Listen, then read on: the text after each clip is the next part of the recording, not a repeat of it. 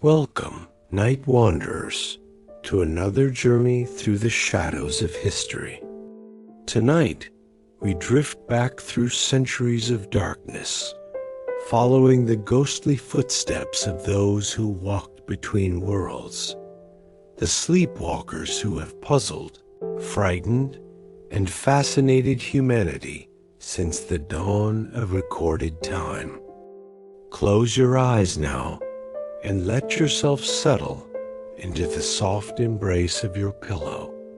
As we explore these strange tales together, allow your breathing to slow, your muscles to relax, and your mind to wander freely through the mists of the past. Our story begins in ancient Greece, where the soft Mediterranean moonlight casts long shadows across marble temples and olive groves. The Greeks called it Nyctalopia, the night sight, though they understood it quite differently than we do today. Picture, if you will, the temple of Asclepius at Epidaurus.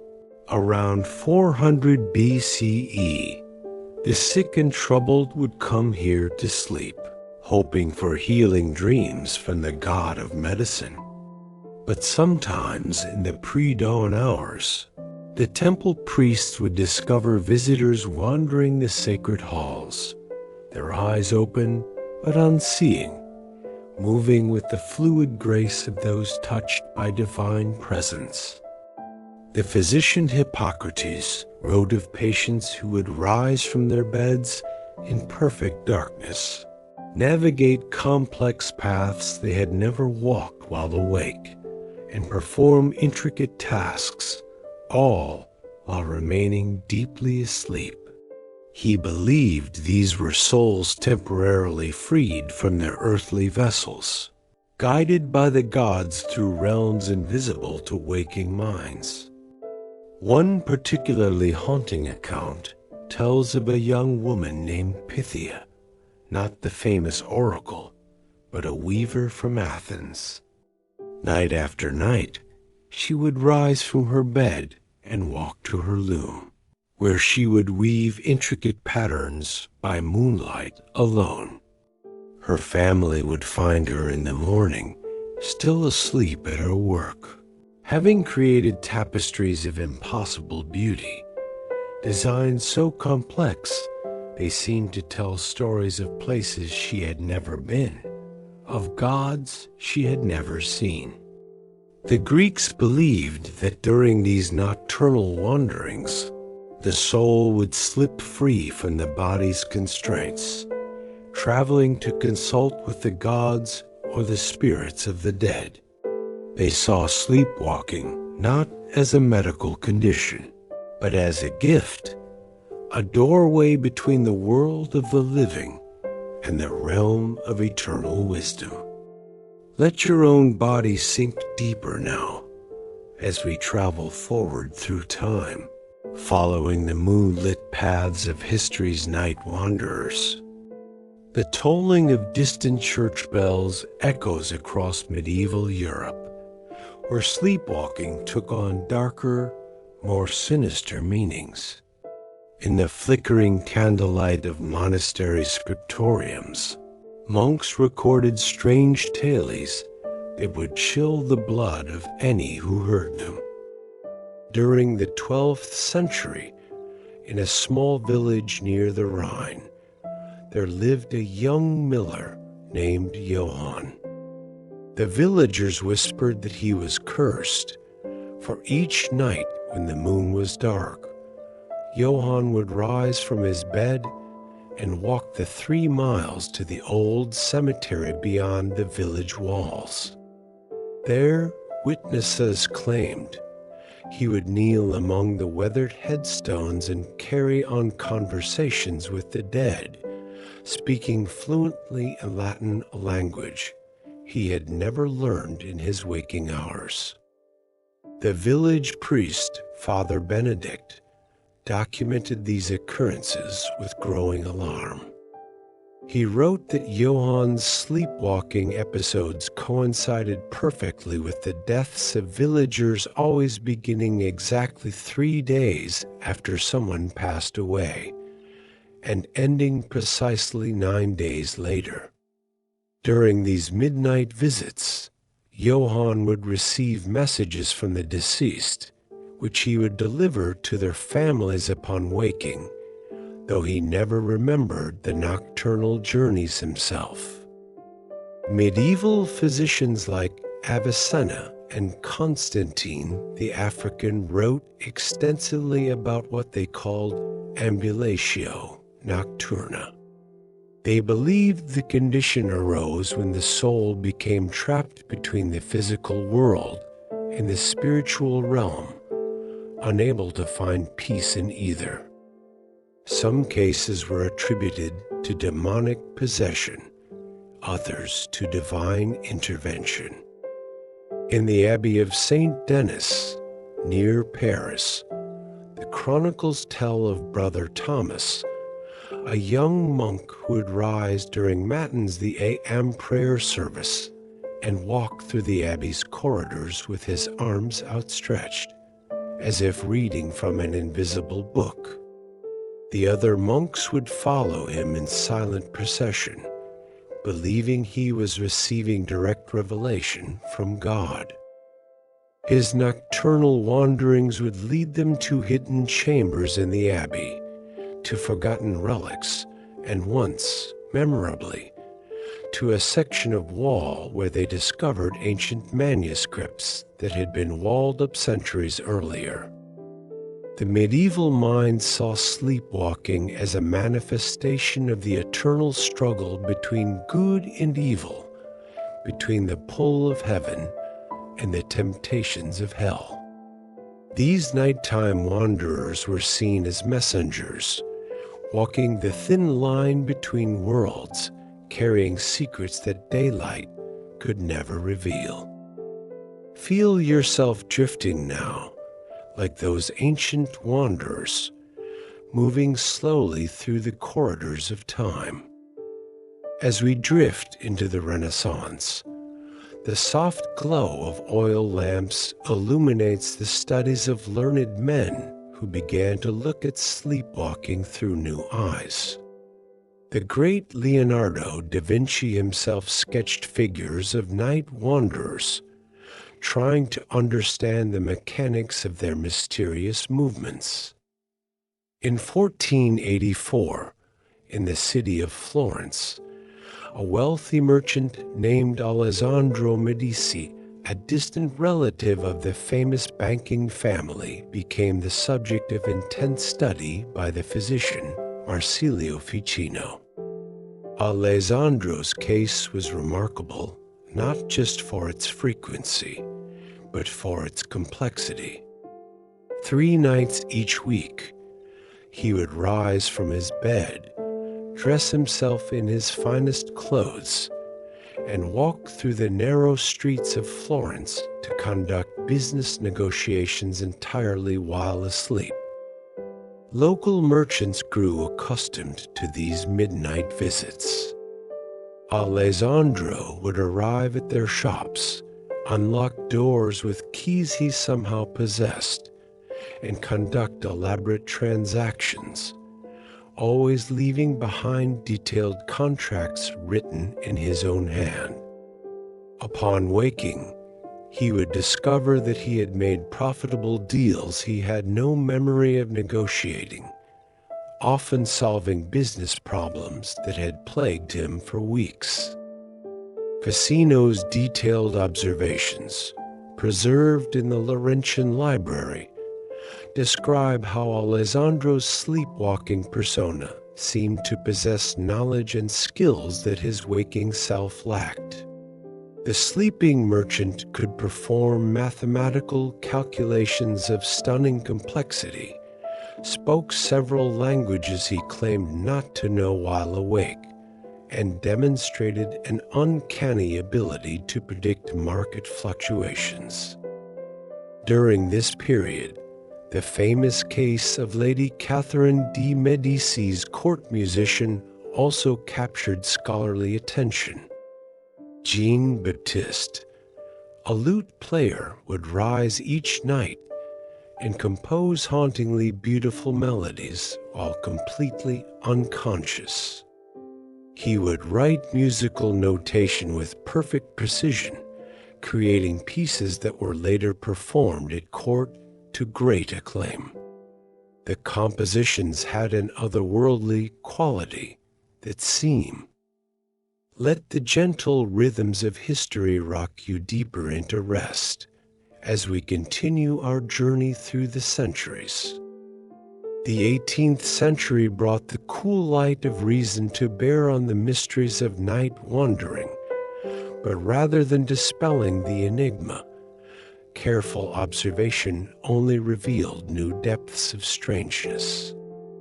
Dr. Armand Marie Jacques de Chastanet, Marquis de Puiseux, a student of Franz Mesmer, documented dozens of cases in his chateau outside Paris. His most famous subject was Victor Reis, a young shepherd whose sleepwalking episodes transformed him into what appeared to be an entirely different person. During the day, Victor was simple, unlettered, speaking only in the rough patois of the countryside. But when he walked in his sleep, he became eloquent, philosophical, speaking perfect French, and demonstrating knowledge of literature, science, and medicine that astounded learned visitors to the chateau. He would prescribe herbal remedies for illnesses, often with remarkable success, and could predict weather patterns with uncanny accuracy. De Puiseux's meticulous notes, still preserved in the Archives Nationales, describe how Victor's sleepwalking personality seemed to exist in a different relationship with time itself. The sleeping shepherd would speak of past events as if they were happening in the present, and describe future occurrences with disturbing precision. On several occasions, he accurately predicted the deaths of village residents weeks before they occurred, always specifying the exact date and cause. In London, the physician John Elliotson studied the case of Lady Emma Hamilton, not the famous mistress of Lord Nelson, but a lesser-known member of the aristocracy who exhibited what he called somnambulistic clairvoyance. Lady Emma would sleepwalk to her library, where she would select books in languages she didn't speak while awake, and read them aloud with perfect pronunciation and apparent comprehension. Even more remarkably, she would sometimes walk to her writing desk and produce lengthy letters addressed to people she had never met, describing in detail their personal circumstances and offering advice on problems she couldn't possibly have known about. When these letters were later delivered more out of curiosity than conviction, the recipients were invariably astounded by the accuracy of the information they contained. The Enlightenment's systematic approach to sleepwalking only deepened its mystery, revealing a phenomenon that seemed to mock the era's confidence in rational explanation. Time itself seems too slow as we move deeper into history's strange shadows. The 19th century brought a new fascination with sleepwalking, as the Romantic movement embraced its mysterious, otherworldly nature. Gothic novels of the period were filled with somnambulistic characters, but the real cases were often more extraordinary than any fiction. In 1815, in the German town of Heidelberg, the case of Friedrich Sommer captured the attention of the entire European medical community. Summer, a quiet bookbinder by day, would rise each night and transform into what witnesses described as a master craftsman of impossible skill. While sleepwalking, he would create mechanical devices of extraordinary complexity, clockwork automata that could write poetry, musical boxes that played compositions that had never been written down, and intricate mathematical instruments whose purposes baffled the professors at Heidelberg University. Each morning, he would wake to find these marvels in his workshop, with no memory of creating them.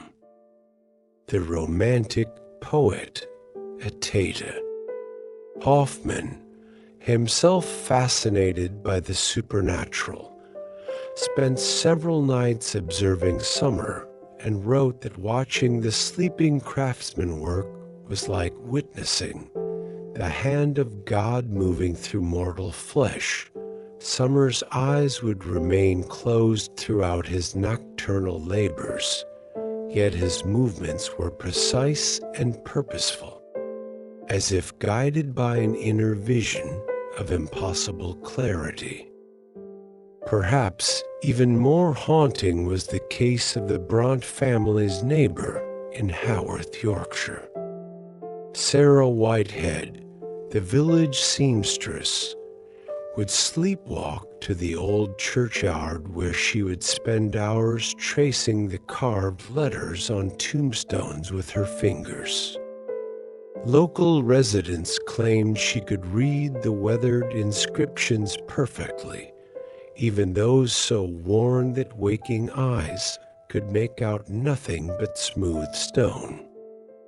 Charlotte Bront herself documented several encounters with Sarah, writing in a letter to her publisher that the sleepwalking woman seemed to be receiving messages from the stone itself, communing with voices that time had silenced but not destroyed. Sarah would emerge from these graveyard vigils with detailed knowledge of the lives and deaths of people who had been buried there centuries before written records began. The Gothic fascination with sleepwalking reflected a deeper truth about the phenomenon. It seemed to reveal hidden layers of reality, to grant access to knowledge and abilities that daylight consciousness kept locked away. Feel yourself sinking deeper, like those romantic wanderers lost in the labyrinth of night. The Victorian era brought new scientific rigor to the study of sleepwalking, but also new mysteries that defied rational explanation. The Society for Psychical Research, founded in London in 1882, documented hundreds of cases that challenged conventional understanding.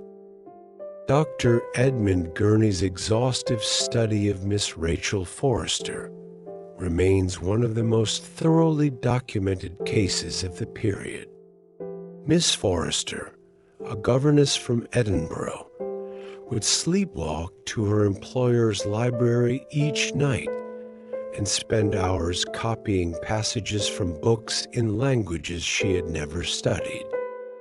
Her nocturnal transcriptions were later verified by scholars as accurate reproductions of texts in ancient Greek, Sanskrit, and Aramaic. What made the case even more extraordinary was that Miss Forrester was completely blind. She had lost her sight in a childhood accident. Yet while sleepwalking, she would navigate the library with perfect confidence, select specific volumes from among thousands, and copy text with handwriting that was clearer and more elegant than anything she produced while awake. The famous medium Daniel Douglas Home reported encounters with sleepwalkers who seemed to exist in multiple locations simultaneously. In his journal, he describes attending a séance in London where participants were startled by the appearance of a young woman who walked through the room as if in a trance. The same evening, the woman was confirmed to be asleep in her bed 30 miles away in Brighton, yet witnesses at both locations swore they had seen her physical presence. Victorian physicians like Dr. James Braid began to explore the connection between sleepwalking and what they called nervous magnetism. They discovered that some sleepwalkers could be influenced from a distance, responding to the mental commands of observers even when separated by considerable distances. The case of Master Timothy Hartwell, a 12-year-old boy from Manchester, particularly puzzled researchers. Timothy would sleepwalk to the local cathedral each night, where he would climb the bell tower a feat that would have been impossible for someone his age while awake. Once at the top, he would ring the bells in complex patterns that corresponded exactly to musical compositions being performed in concert halls across the city at that very moment. Victorian science was forced to confront the possibility that sleepwalking might involve faculties that conventional medicine couldn't explain, abilities that suggested human consciousness was far more mysterious and expansive than anyone had imagined. Let the gentle tolling of those distant bells carry you deeper into the realm of dreams.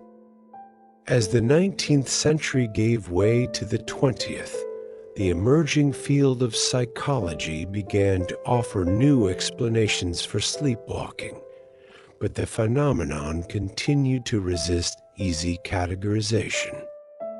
Sigmund Freud himself documented several cases, including that of Herr Franz K., a Vienna banker whose sleepwalking episodes seemed to access memories that his waking mind had completely suppressed.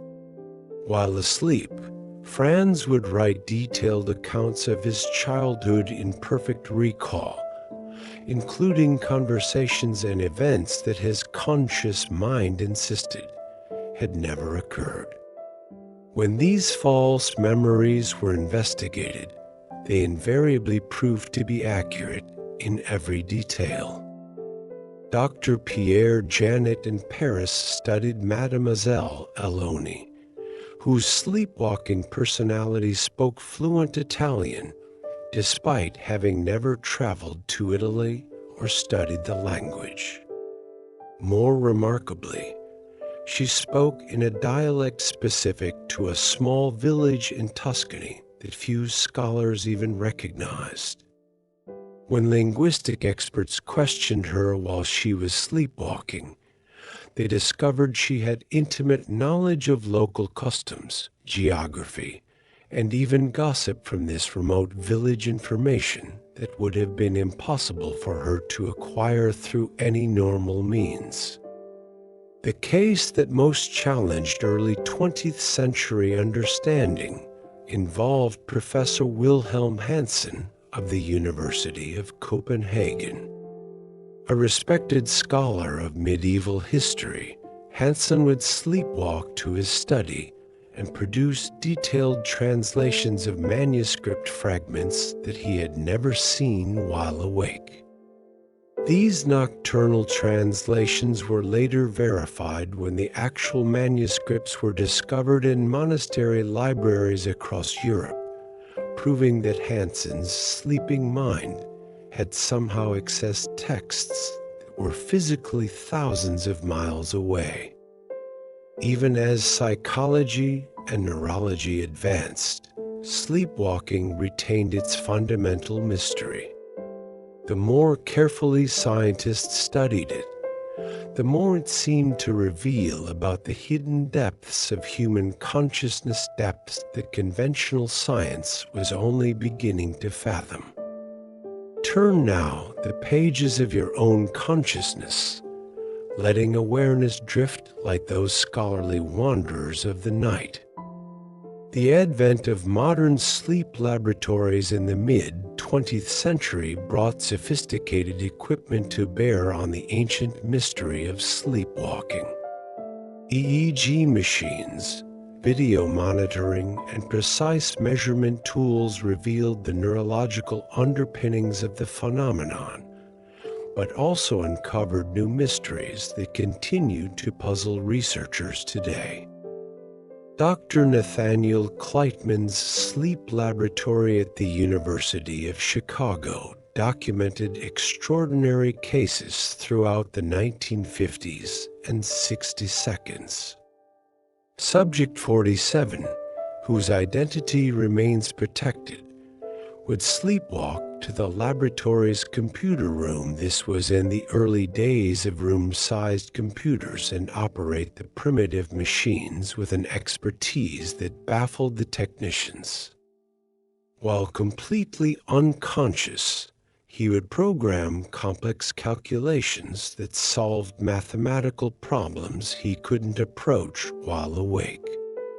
The case of Maria Santos in São Paulo, Brazil, captured international attention in 1967. A factory worker with minimal education, Maria would sleepwalk to her neighbor's radio and tune in to specific frequencies, where she would engage in complex conversations in languages she didn't speak while awake. Radio operators around the world confirmed receiving her transmissions, describing mathematical concepts and scientific theories that were beyond her conscious understanding. Modern polysomnography revealed that during these episodes, Maria's brain showed patterns unlike normal sleep or waking states, a unique neurological signature that researchers termed paradoxical lucidity. Her case became the foundation for decades of research into consciousness states that seemed to transcend the normal boundaries of sleeping and waking minds. Perhaps most remarkably, the advent of GPS tracking in the 1990s revealed that many sleepwalkers follow precise geometric patterns in their nocturnal journeys, patterns that often correspond to ancient ley lines, underground water sources, or geological formations that they couldn't possibly know about while awake. Dr. Elena Varga's research at the Stanford Sleep Center has shown that some sleepwalkers can navigate by magnetic fields, astronomical alignments, and other environmental cues that their conscious minds cannot detect. It's as if the sleeping brain has access to a form of perception that waking consciousness filters out. Let the gentle rhythms of modern technology lull you deeper as we approach the end of our nocturnal journey.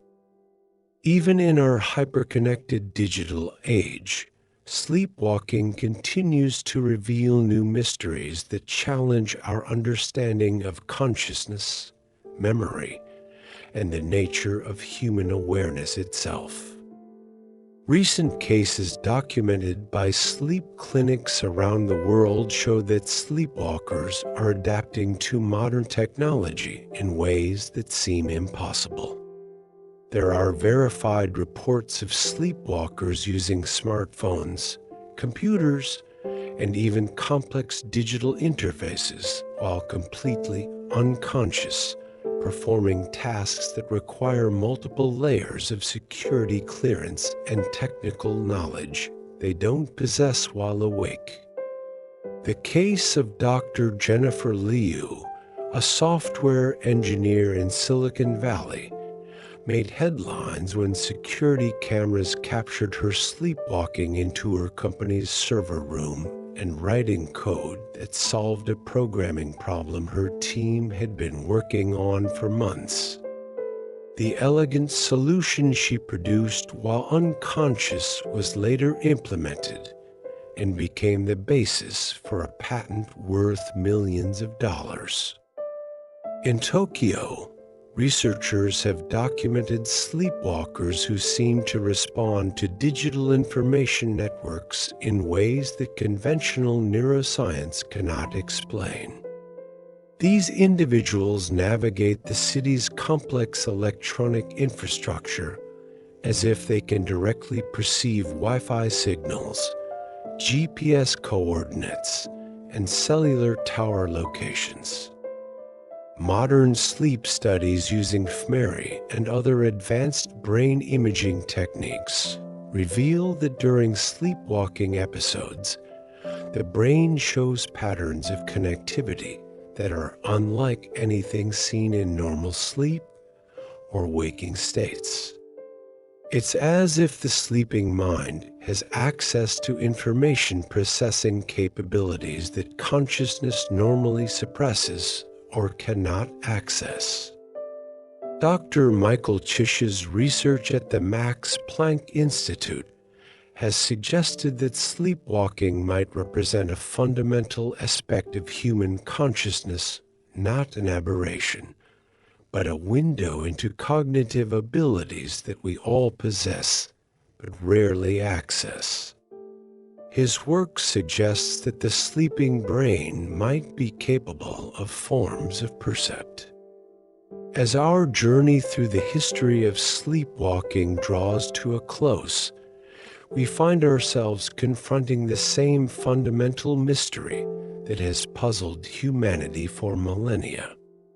Whether we view these night wanderers through the lens of ancient mythology, medieval theology, Enlightenment science, or modern neuroscience, they continue to challenge our basic assumptions about consciousness, knowledge, and the nature of human awareness.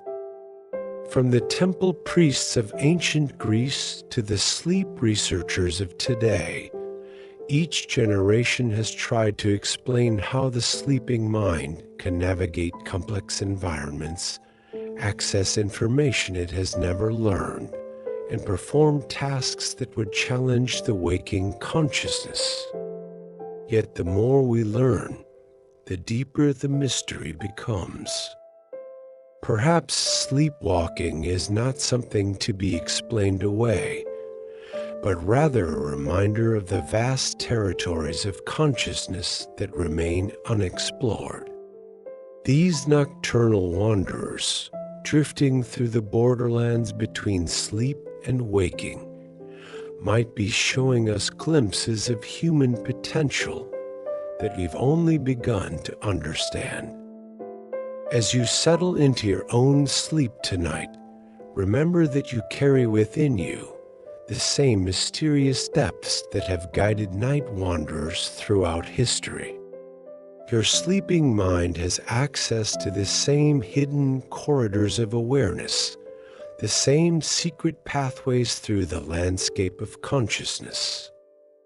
Let yourself drift now, following those ancient footsteps through the darkness. Perhaps your own dreams will carry you to places you've never been, show you things you've never seen, and reveal truths that daylight consciousness keeps carefully hidden. The night is vast and full of mysteries waiting to be discovered. Close your eyes and let yourself wander.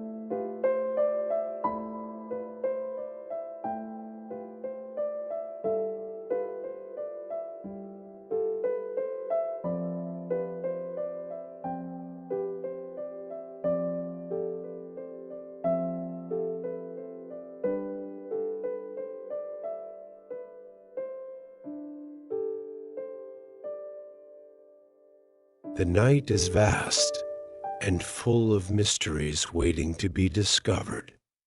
Close your eyes and let yourself wander.